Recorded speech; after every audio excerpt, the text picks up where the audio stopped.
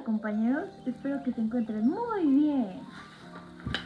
Hoy nos convertiremos en unos grandes filósofos y expertos en la biología. ¡Comencemos! En este video vamos a abarcar 4 temas: el origen del universo, la materia y la energía, el origen de la vida en la Tierra, la generación espontánea.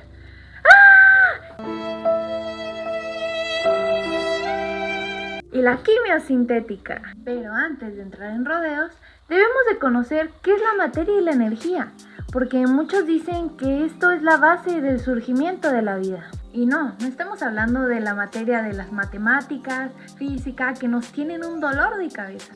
A la materia a la que nos estamos refiriendo es la que se define como aquello que se extiende en una determinada región del espacio-tiempo, que posee una cantidad determinada de energía y que está sujeto a cambios en el tiempo. Su nombre proviene del latín mater, madre, dado que se trata de la sustancia matrix de las cosas, o sea, de aquello que las origina o que las compone. Y la energía no puede tocarse, solo se percibe en sus distintas manifestaciones: calor, luz, movimiento.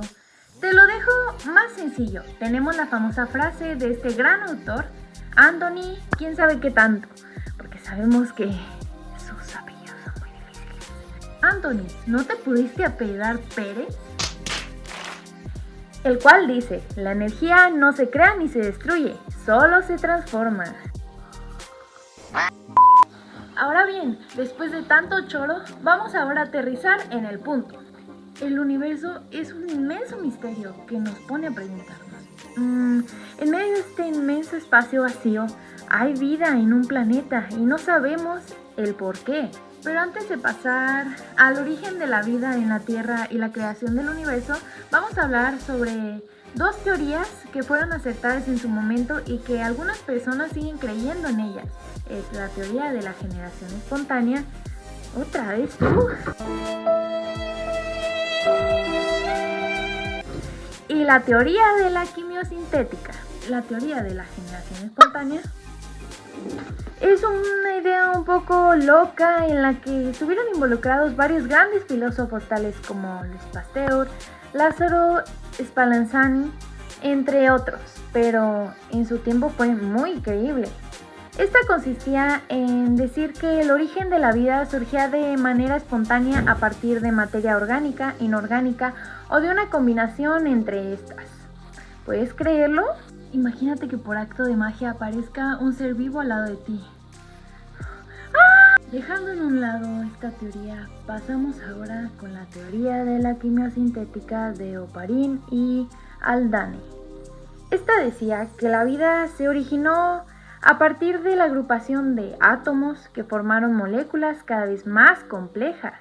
Estas moléculas se formaron en los océanos primitivos, o como varios lo podrían conocer, caldo primitivo.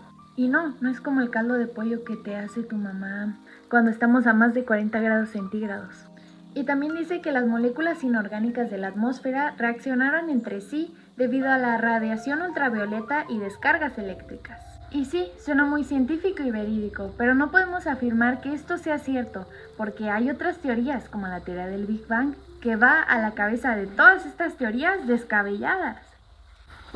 Esta teoría del Big Bang fue hecha por Georges Lemaitre, quien fue un científico belga y sacerdote católico, quien fue el primero en hablar del origen del universo como la expansión infinita, con un pasado igualmente infinito.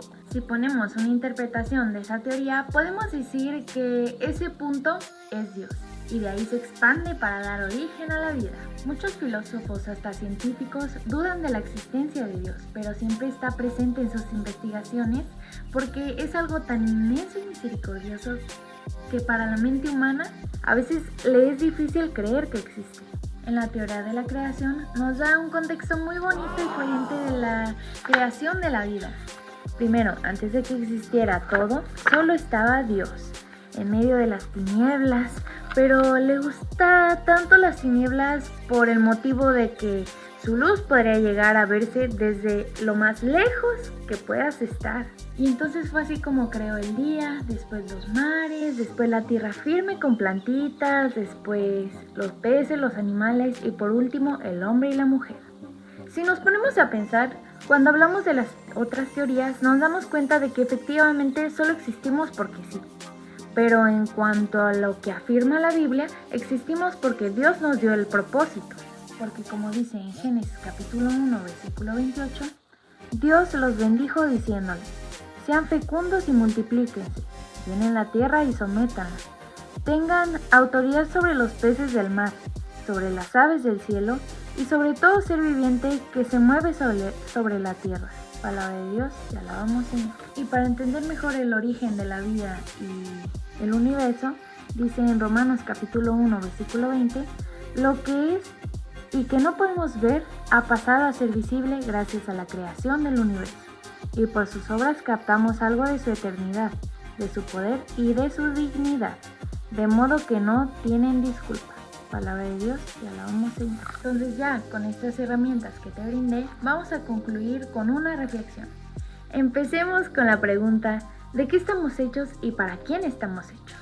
La biología nos habla mucho de átomos, pero no nos dan el motivo de por qué fuimos creados o por qué morimos.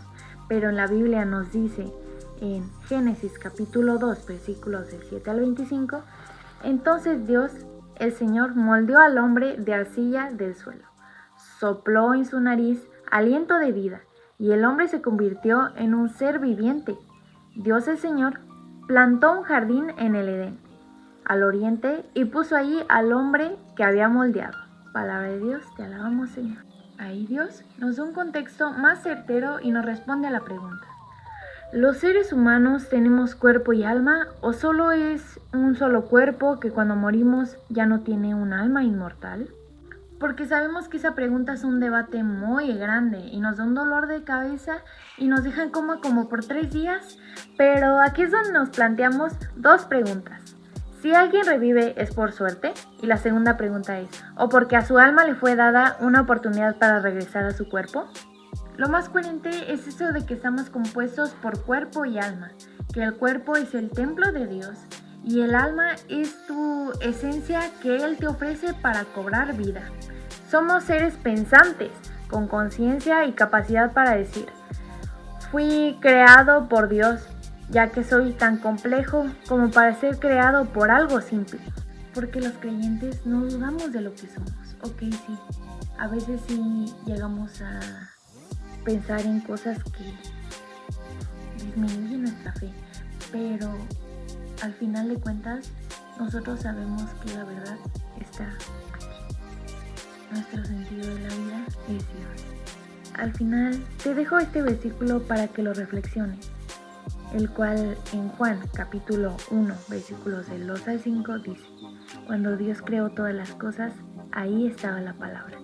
Todo fue creado por la palabra, y sin la palabra nada se hizo. De la palabra nace la vida, y la palabra, que es la vida, también es nuestra luz. Palabra de Dios, te alabamos, Señor. Bueno, esto es todo por el video de hoy. Espero que te haya gustado mucho. Mi nombre es Ana Alicia Zárate Santa María y espero que tengas un lindo día.